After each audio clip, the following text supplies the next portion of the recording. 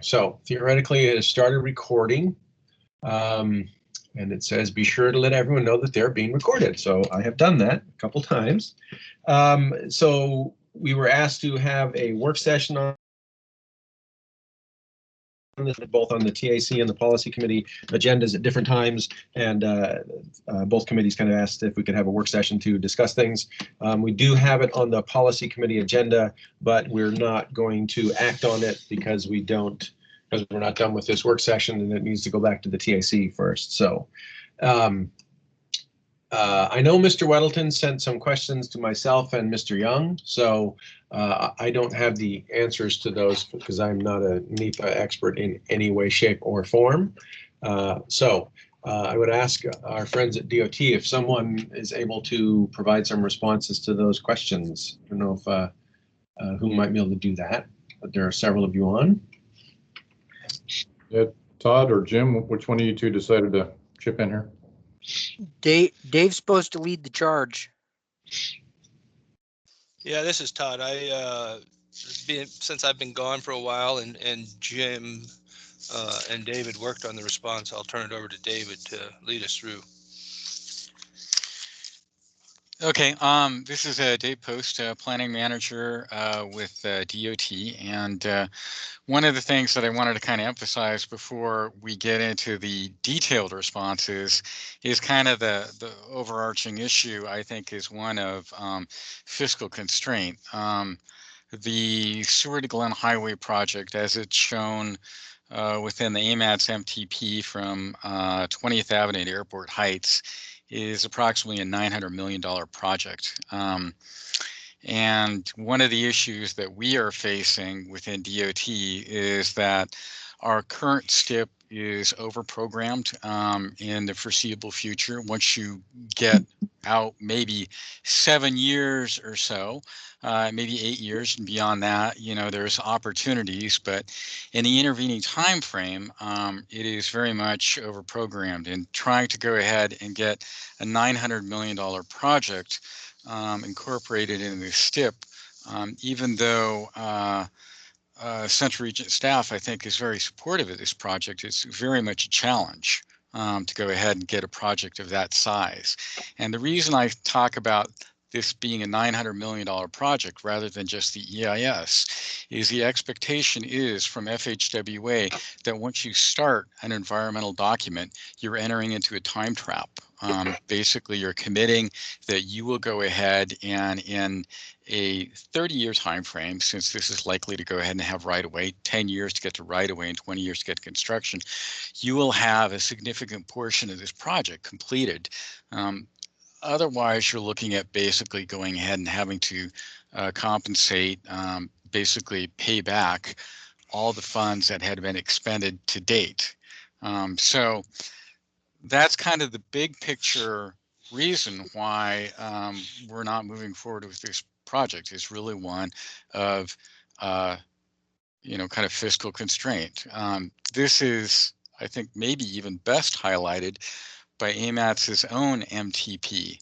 AMATS's own MTP, which is a 20-year MTP, indicated that, you know, out of this $900 million project, really only about $237.5 million could be incorporated into a smaller project within essentially the last 10 years of this MTP.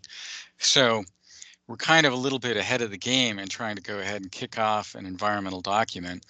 It was determined and that, you know, moving forward with the PEL would be a pretty good initial step. It does not have that time trap requirement. Now, I know you guys had quite a few more questions. I don't know if, Jim, you wanted to kind of go ahead and fill in around the edges there? I'll go ahead and run through his questions and kind of give a quick nickel answer for those of you that are looking at the chat function. I just got done posting them. Unfortunately, they came out with some really weird colors in there, at least on my screen, so it might be a little tough to read. His first question is, what's the process to get to a location decision through PEL, Tier 1 EIS, or an EIS or an EIS? And the short version, or the short answer to that is, we aren't actually to the point of having a specific final location decision made until we're through the PEL, through an EIS, and about 65 to 70% into the design when we settle on the final right-of-way drawings and documents that are then approved by the Planning and Zoning Commission to go ahead and actually start the process of buying right-of-way. Until we reach that point in a project, there is no final location decision made. So I recognize that both Chris and John would like to see us get to a more definitive answer so the different business owners out there have a lot more surety in what is and isn't going to be happening into the properties they own. But unfortunately, we're probably 10 years from the point that we're going to be able to give that answer. And that was if we started on an EIS today. And as Dave just pointed out, the bottom line is we don't have enough funding available within our fiscally constrained budget to even start that process yet, because there simply isn't enough available fiscal sources out there to give us a line on doing it. And that would be assuming that we're doing it within the DOT's separate budget. AMATS at 30 million a year, you're talking about 20 years worth of AMATS budget for one project. A little bit hard to commit to something like that and start an EIS based on it. Is there a process that would create a map that shows a likelihood of a property being in the route? And that's actually what the PEL is trying to get to. The biggest holdup, if you will, on this process is getting a solid community consensus on not so much what's the preferred alternative, but what are, of all of the different alternatives that are out there, which ones are legitimately still in the running and in consideration for being moved forward ultimately to construction. That means not just whether it's fiscally possible or physically possible, but also whether the community is going to be willing to support it. And that's really what the PEL that was done on Midtown was all about, was getting the community to kind of come to a consensus on from the 400,000 different options that we could do to build that thing, narrow it down to a corridor and some fairly specific alternatives that would then be taken into an environmental document to actually work forward. And that's what the PEL in this case for highway to highway or the Glen to Seward is really trying to do as well, is to nail down kind of which alternatives are legitimately open for consideration. And that will then generate a map showing one or two primary corridors that'll ultimately go forward into more specific projects. That's why we're trying to get to a PEL, because it will get to that answer faster than at Tier 1 or just a straight up EIS. Is there, what is the shelf life of a PEL? Hey, Jim, if we could pause Yep. for just a second. It looked like there was a question. Okay. Sorry. Yeah, if it's Meg? okay.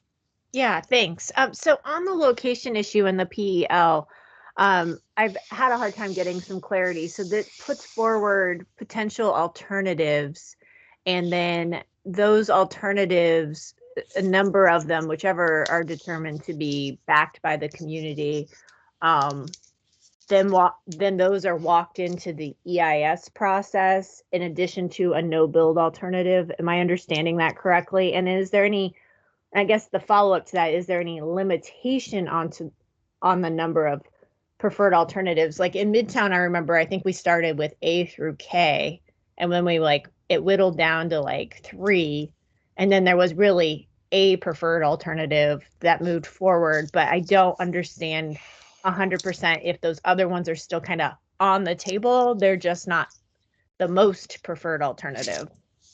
Well, let's talk about the Midtown one, if you will. Of the 3 kind of alternatives that were still in play, all of them basically had the same underlying right-of-way footprint. And from a big scheme of things of where's the wider expanded facility going to go, all three of the kind of the remaining concepts that were carried forward, all fundamentally, there were variations on how the entrances and exits or where the on-ramps and off-ramps are going to go. But the overall, what's it going to look like, were to a huge extent pretty nailed down. And that was what the PEL brought forth was it also broke that into bite-sized projects, each one of which that had independent utility, so that instead of trying to build a $400 million project in one bite, it allowed us, which with our fiscal constraints isn't going to be doable. We've now got it set up to break it into 5 or 6 pieces that each one is $50 to $75 million.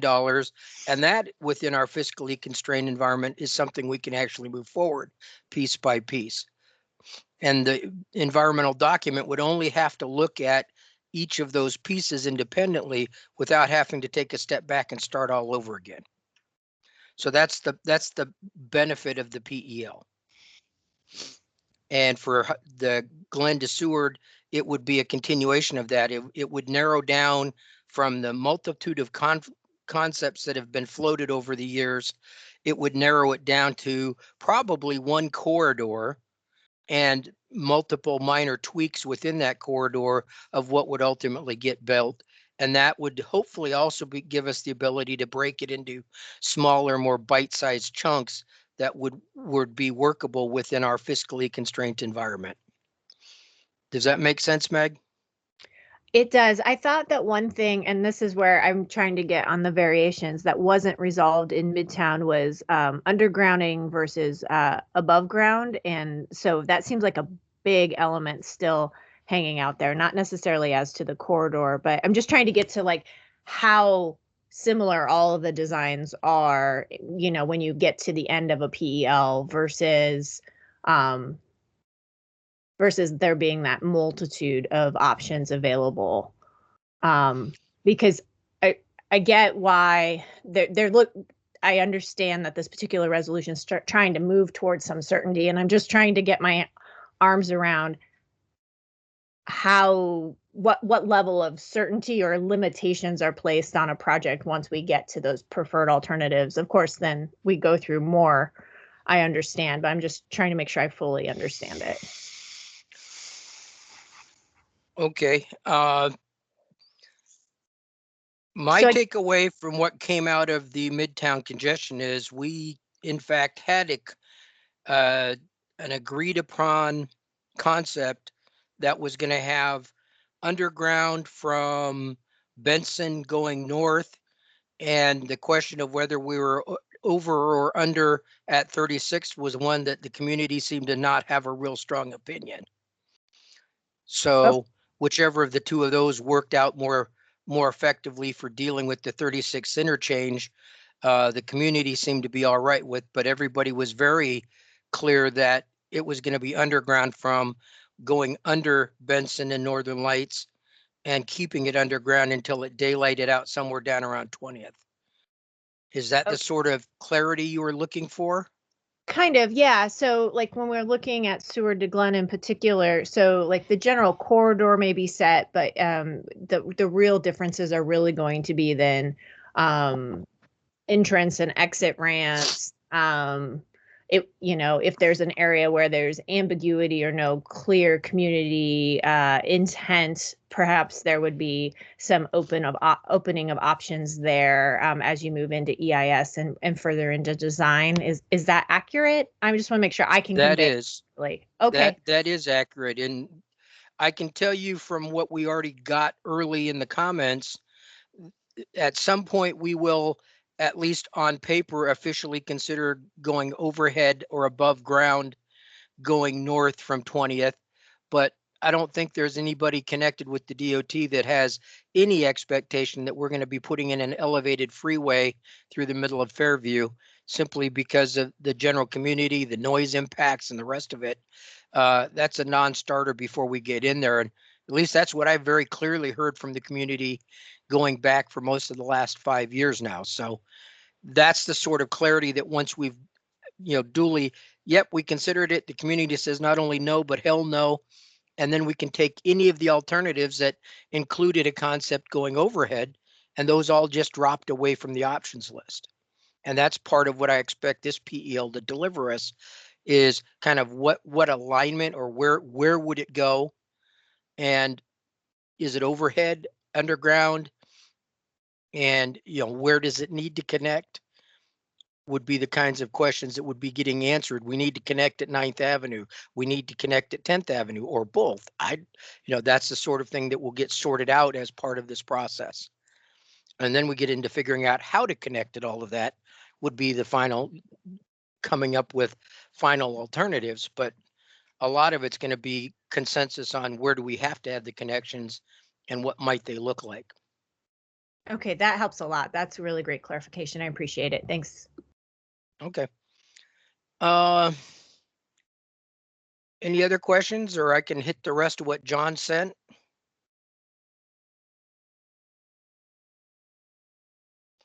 One of the questions John asked about was what's the shelf life of the PEL?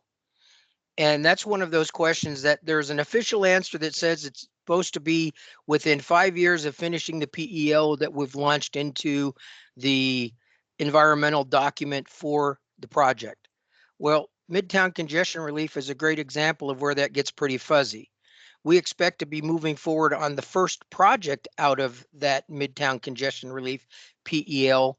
But as I said, there's four other pieces, 5 other pieces, depending on how you break it. And I fully expect that we're not going to go redo a new PEL after the first one. We're going to continue to use that PEL moving forward for the other chunks as they come and as the funding becomes available.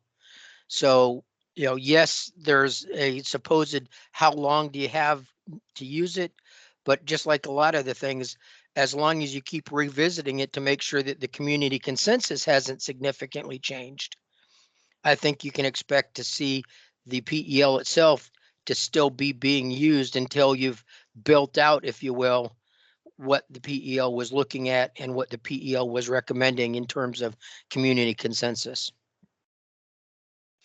Same answer kind of goes forward with the tier 1 EIS, or an EIS in general. An EIS theoretically has a 1-year life from the time you sign the final record of decision. Within 1 year, you either have to have advanced it and requested the funding to start taking it into design, or you have to reevaluate it before you get to start using it for anything.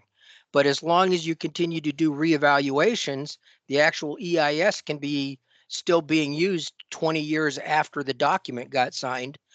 Or in the case of one of our environmental assessments up on the Glen Highway, we signed it in 1993, and we're still using that on projects that came out of that environmental assessment in 1993. And EIS is of the similar order. If it's multiple projects coming out of it, it might well be 10, 20 years old and we're still using it. But every year to 18 months or so, you end up doing a reevaluation, if you will, checking the assumptions at the door. Does the community still agree with what the consensus is? Do they still agree with the preferred alternative as identified, and things like that? Jim, can you flesh that out a little bit on, what does a reevaluation involve? Is it public meetings? The full board going to planning commission, or? The short version of your short answer for that, John, is it depends. It can be as simple as the environmental analyst looks at the original document, asks, are there any substantive changes? Have there been any new resources, cultural, historic, environmental, new endangered critters or something like that? And if the answer to those is done, that's the extent of the reevaluation. Typically, as it moves forward into design, the reevaluations are focusing on, as the design starts to narrow down what's specifically moving forward to construction, you're then having additional public involvement, if you will, to continue to verify that you do have a consensus as you move forward. And in the design aspect of it is where the continued public involvement would actually be happening. At that point, it wouldn't be specifically tied to the reevaluation.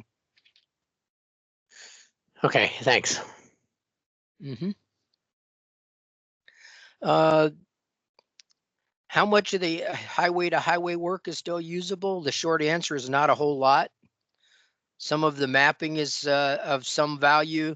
Some of the survey control that was set is still of value, but most of the rest of the data and the rest of the information that's collected to a large extent is going to have to be replicated and redone at this point. Because again, it's about 10 years old, and after a no build was selected, no further reevaluations or effort have been put into it. And after a certain point, all that data becomes stale and can't be reused. There's a 5 million in the tip for the PEL. Is this committed to the PEL? Yes, we've already obligated $5 million to the PEL. We're currently in negotiations with the consultant that's been selected to do the PEL. Current negotiations actually have that number closer to 6 million than the 5 million currently available. So part of the negotiation is getting them back to the 5 million that's actually available. But based on the initial negotiations, I wouldn't be surprised if we don't have to come back and ask for an extra $1 million just to get the PEL finished in the next couple of years. A question about the DOT providing a guidebook like Colorado. The short answer is the DOT is in the process of writing a guidebook. That guidebook is not finished yet. The federal government has provided a guide for PELs. That's what we're actually using at this point. The challenge is the federal guidebook or guide regulations are pretty generic and less than clear. They really haven't been fitted and sized and shaped for what happens in Alaska versus a similar project that might be happening in Washington, D.C. or some other big urban center like that. So the big general guidance is what we're using right now. We're in the process of writing a state guidebook. Once that's available, we'll certainly be sharing it. Okay, Jim, and we have another question. Fire it well. Thanks. Sorry, I wasn't fast enough getting it in the queue before we switched on to the one. I want to jump back to the PEL contract. I'm curious how much time or money, what's the expectation of the community consensus portion of the PEL for the Glen to Seward Highway connection? The expectation is the PEL is going to take between 2 and 2.5 years, and the bulk of that 2 to 2.5 years is going to be involved in building a community consensus, with a multitude of public meetings, stakeholder groups being formed, meetings of those stakeholder groups to make sure that we're capturing the critical concerns and issues, and then working through with the groups and the various stakeholders to make sure that we ultimately answer the questions. Would you say that it will probably look a lot like what we saw in Midtown? Is that the expectation? As far as process goes, yes. Similar to that. Thank you. COVID might have a few things to say about how it exactly goes down, but that'll probably be the biggest change, Mag, is we're going to have to codify COVID adjust, but otherwise the original intent was to be very similar.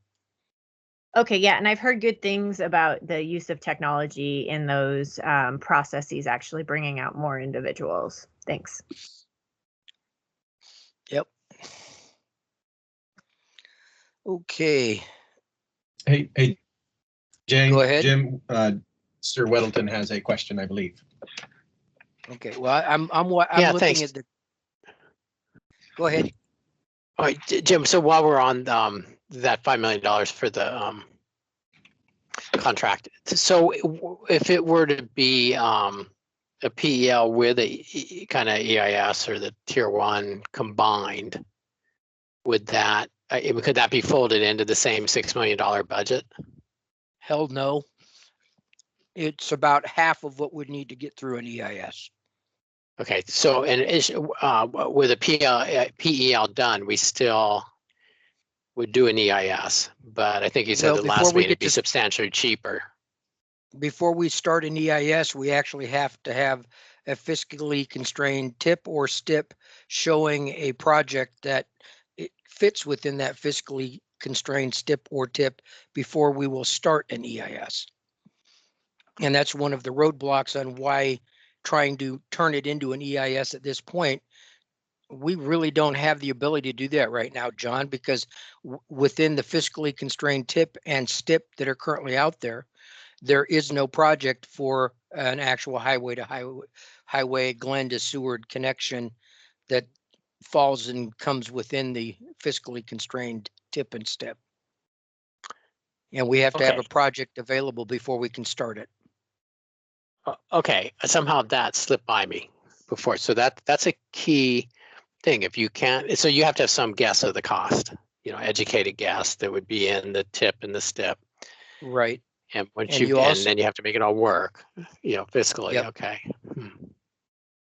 Yep. Okay, good. Thank you. Todd? I see your hand up.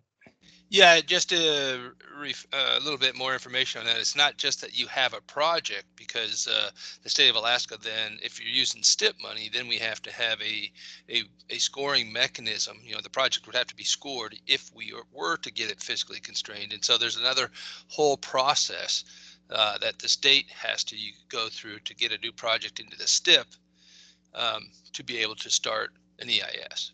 And right now, that's what David was referring to. That takes into account the entire fiscal constraint issue as well. And that's one of the things that the PEL is going to give us, John, is a series of a project or a series of projects with much better handle on what they're going to likely cost. And based on that, what they're going to cost, we can then go ahead and get them through the scoring process. And the fact that they've been through a community-sponsored PEL is going to help their scoring significantly. Okay, that's Okay. very helpful. Thank you. I'm not sure I understand. Sorry, Siri's trying to help me here. What are the changes now that the environmental process has been handed to the state from the FHWA? The short answer to that is there isn't any real change to the process.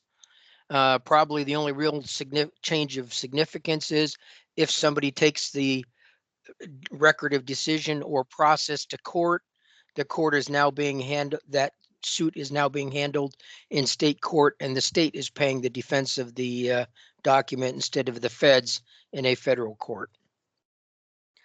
But the actual processes are fundamentally the same as the federal processes that have been in existence for a while. In years past, we've been doing the process, and the state or the feds provide an oversight of how we do the process. With the delegation of 327 to the state, the only real change there is the level of oversight being provided by the feds has gotten significantly less during the process, but at the end of the process, the feds do an annual audit to make sure that we're in fact covering all of the things that are required by the federal rules and statutes, not too dissimilar from the oversight that they were providing us as the process was going along in the past. But the rules haven't changed. On the question of does the request for proposal have the flexibility to change from a PEL to a Tier 1 EIS, the answer is it could. Again, there's a lack of budget to cover it. We're talking $5 million versus $10 to $12 million between a PEL and an EIS. And the other half of the challenges is what Todd and Dave already talked about, is we wouldn't be able to launch into a EIS effort until we have a project established. And for that, we need enough information to put together an application for scoring that would then compete at the state level for funding to be able to move forward as a project. So that's the yes, you can, but no, you can't, as it's not tied to the money as much as it's that other hammer of it has to be in the STIP. We have to have a fiscally constrained STIP.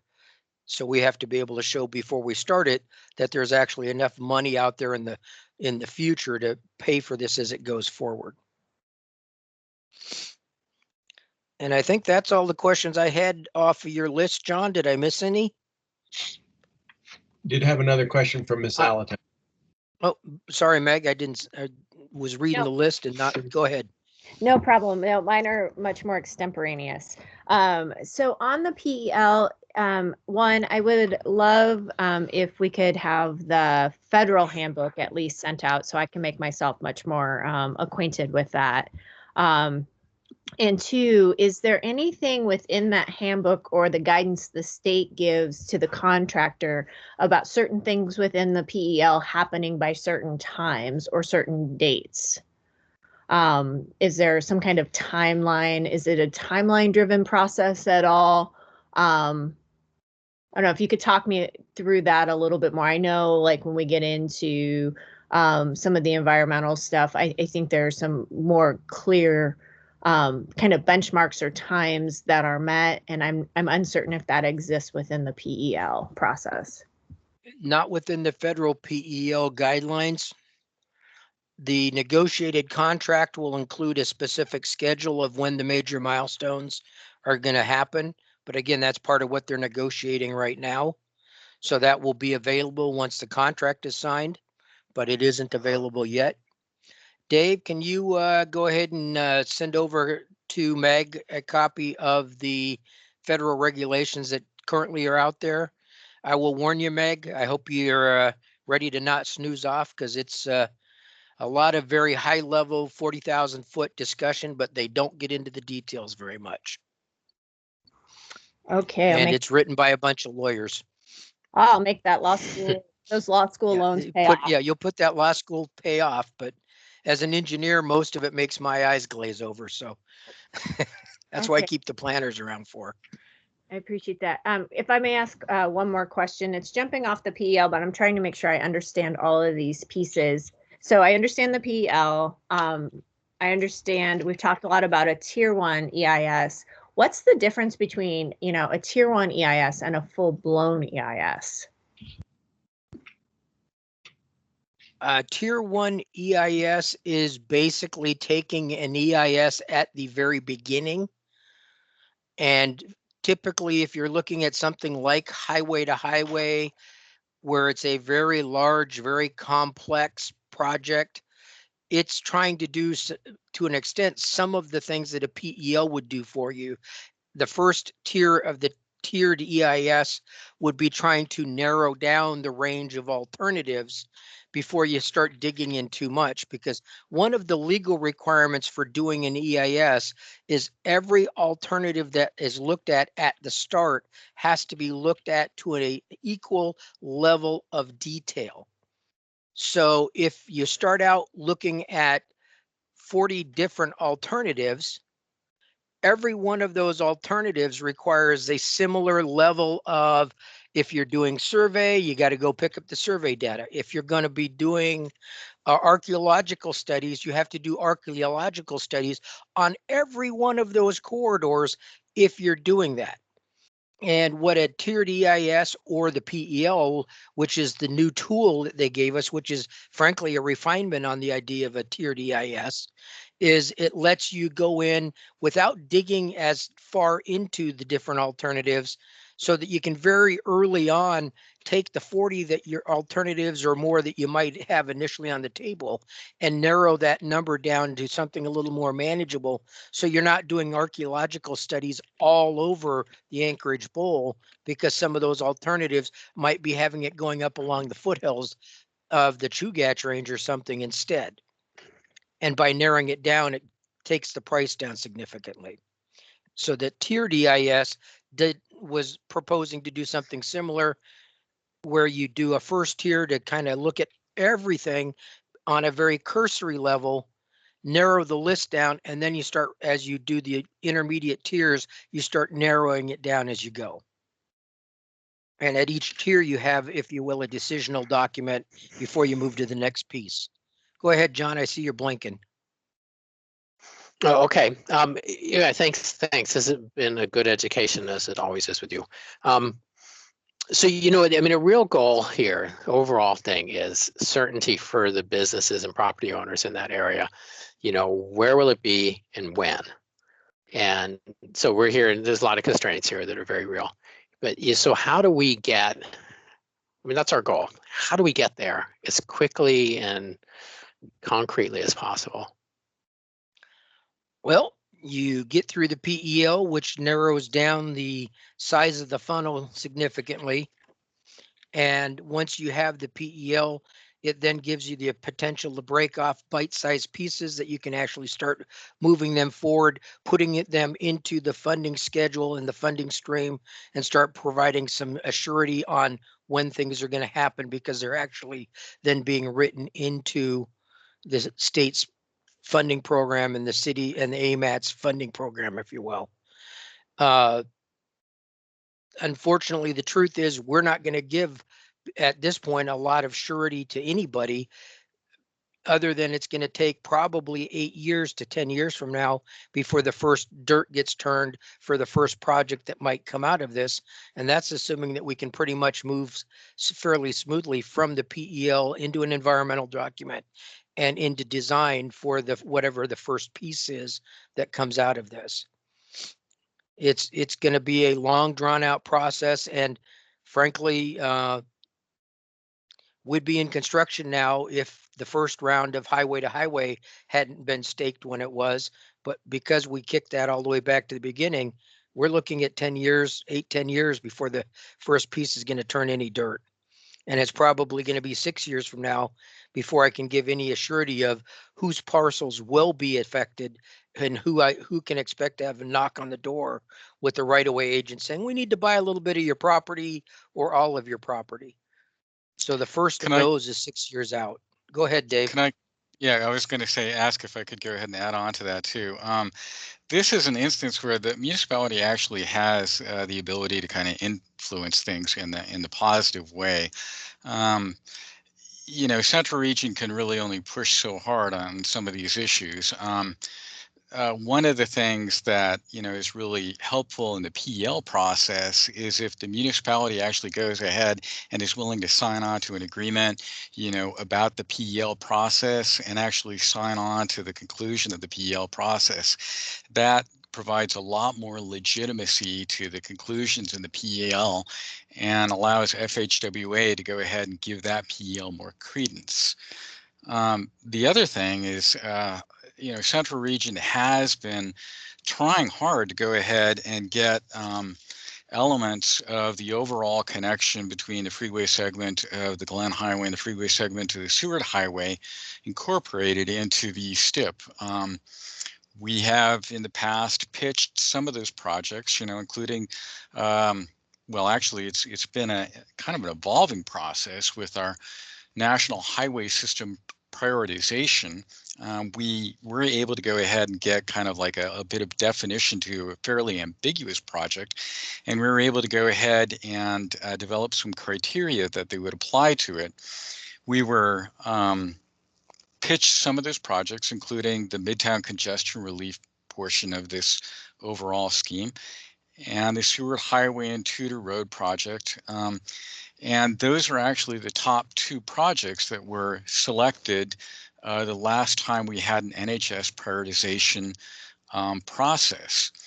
There was pushback, though, simply because of the magnitude of those particular projects. And that's an issue that I think we are likely to go ahead and see for these and other Central Region projects, is that there's a reluctance to go ahead and enter into large projects such as this. So in as much as the municipality can go ahead and follow along and make themselves kind of involve themselves in the National Highway System project prioritization process, I think that would be a really good thing, because if we were up to just Central Region, I think we'd already be there. We'd be kind of moving forward with this project in one fashion or another, probably in a, you know, working through the environmental process. But really, Central Region can only push so much when we're dealing with statewide pots of money. And so we kind of need the municipality to go ahead and sign on to the PELs and go ahead and support the process, the NHS prioritization process, you know, by tracking it, by becoming involved in it, and by going and lobbying for their needs. Dave, so what would dates for these things be? And does that come from the assembly or the mayor? Well, the short Well, answer is the dates is going to be coming from as we move this project forward, John. And until we start, there won't be dates to follow. And I wanted to, Chris Constance, I see your hand there and I know you've been waiting patiently. How about if we give you a chance to ask your question? Let me just respond to Weddleton here. We do have the statewide long-range transportation plan coming up here, and I think that the Muni's involvement in that kind of basically emphasizing the need to move forward with some of these bigger projects in the areas of the state which have a lot of traffic growth, I think would be very instrumental. Thanks. All right. Thank you. Chris? Yep, thank you. So a few things. What was just stated, I believe, if I'm hearing this correctly, is that the Muni can help by speeding up these projects by joining in with an unequivocal statement of we're on board. It's really hard, though, when, as you know, the Midtown Congestion and Relief Project didn't even exist, wasn't an inkling before the funding was in place for this downtown project. And then out of nowhere, the Midtown project came up, and now we're told the Midtown project pretty much has to be done before we can even start the downtown project. And so at what point does the Muni say, no more of these big projects until you prioritize the downtown section? Because I'm pretty confident we'll have flying cars before we get to construction on the downtown section of this, that we'll do everything we can. We'll have airports for cars before we actually solve this problem. So at what point does the Muni say, look, we are okay to support your project, but we won't support anymore going forward until you get this one going? Well, John or Chris, you and I have discussed it before. One of the challenges from what you're advocating is you're trying to start in the middle and leave the two ends disconnected. And that's not something as an engineer I would recommend or consider. More so, But not, if I want to start something. It doesn't matter where. Start. At what point should the Muni weigh in and say, okay, we'll go with this and we'll go with this, but we won't go with anything else going forward until you address this?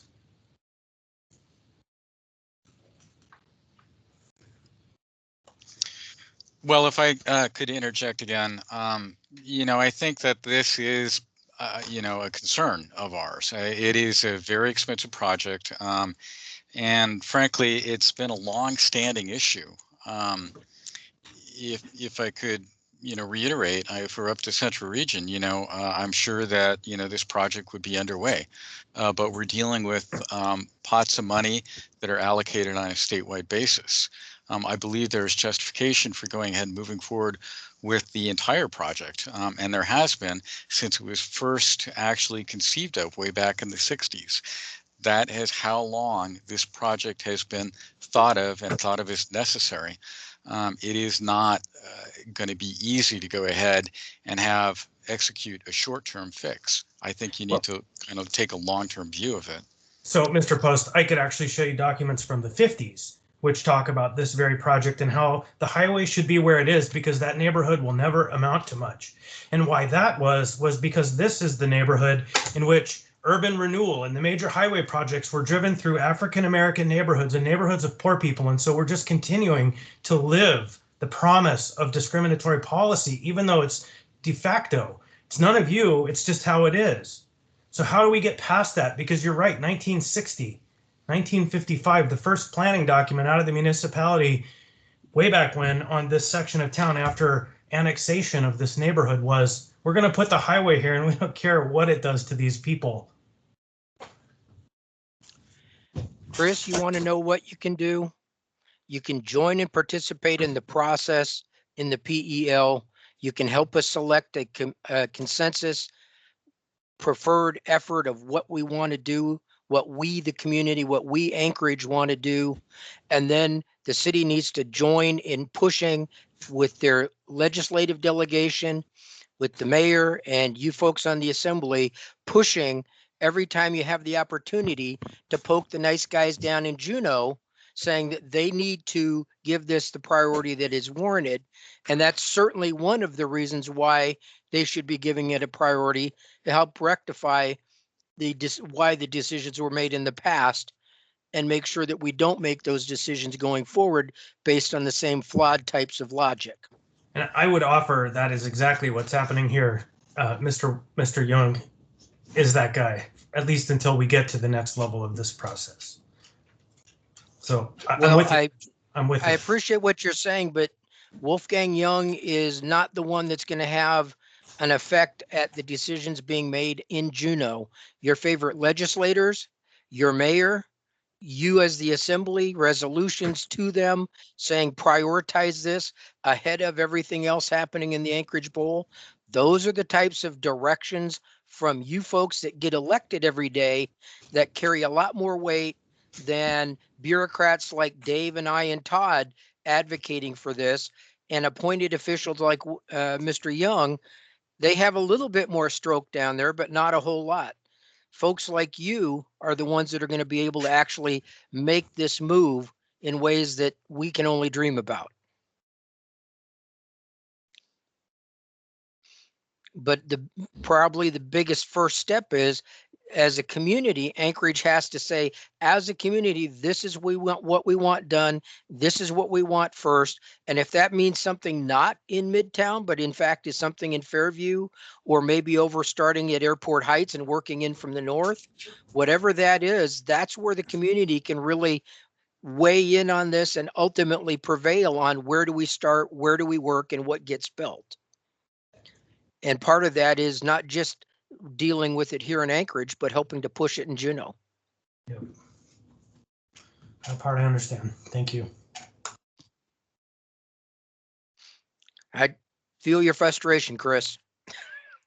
I've been beating my head on this wall for 15 years, and we still think it's probably the most needed thing in Central Region, but you can see that we're still sitting here spinning in first gear and haven't left the starting gates.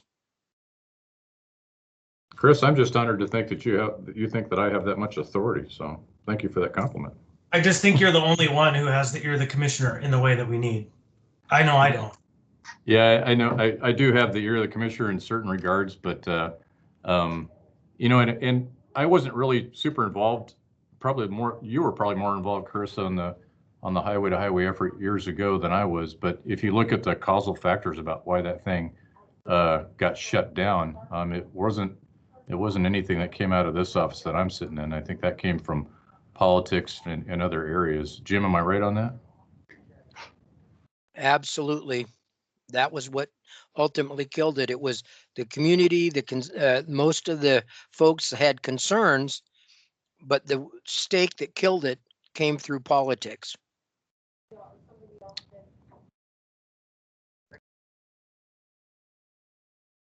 Chris, your hand's still up. Are you had any other questions? Or? Yeah, no, I'm sorry. Okay. Yeah, I would just say that this doesn't go away until we address the downtown section. So let's get it addressed. Yep. Meg? Yeah, so I want to dig a little deeper on the muni role. So the first time I've had experience with this was with Midtown congestion relief, and it felt like it came to the municipality kind of at the end of the PEL process. And that might be just a little bit of short timer syndrome for me coming in when I did. But by that time, it seems like the considerations that the municipality has as to its road projects or its transportation priorities almost feel like they're a little late to the party. So I'm wondering if, since this is another PEL, if we can think about how to ensure better interaction between the PEL process and the municipality so that it can be clear on its stated transportation goals and how they either converge or diverge from where the PEL is headed and take into account that community feedback. I do know that community councils were really involved in the PEL process. And so, of course, members who attend community councils heard about it then.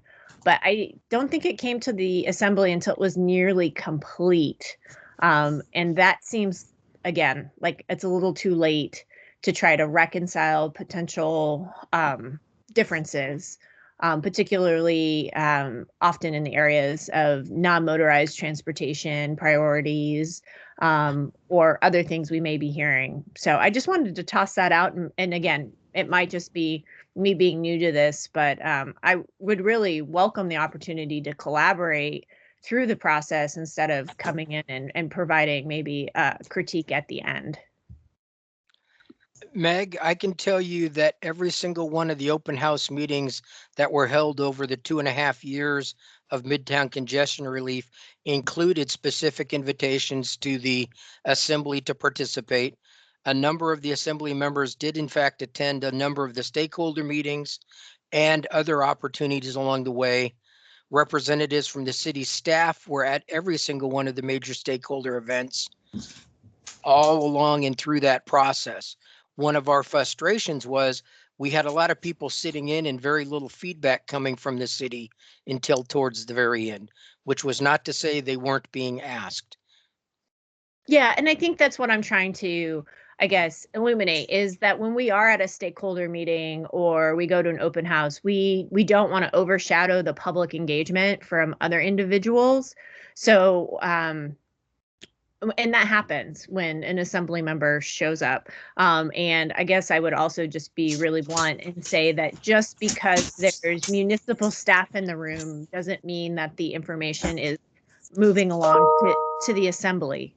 And if you want our partnership, I guess I would encourage through the PEL process to perhaps, we could work on a way to do more formalized or frequent updates so that we are more engaged. And I mean, as you know, everyone's schedules are kind of crazy, but when we have a work session or something, you've got a captive audience for an hour.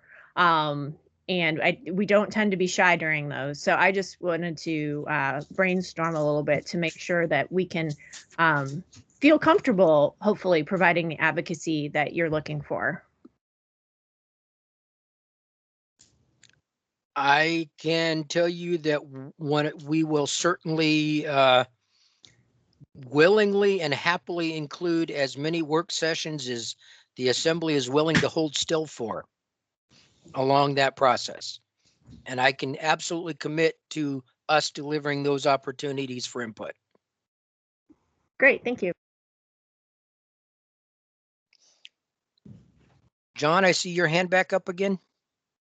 Yeah, and I just to Meg's point, there was actually quite a bit of outreach on this. I met at Dow fairly early on, and then I think we had some presentations at the policy committee meeting in the TAC, relatively early. And I would say from my part, it just, I don't know the area as intimately as you do, and Felix, and kind of the mood of the neighborhood there. So I think when you got involved, then things ramped up. So you were really the kind of the stage of the game. Community councilors were more ramped up. You showed up, and then everything elevated. So but there were lots of opportunity. I think very early I went in and talked to Steve Noble and the gang there. So I would say the process has been very good on the PEL for Midtown and for the MCR.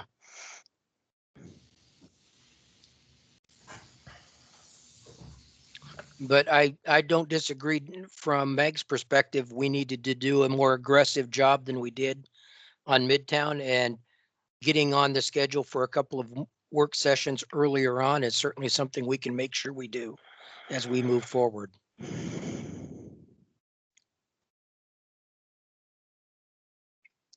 Meg, your hand is still up, or is that just you haven't took it down?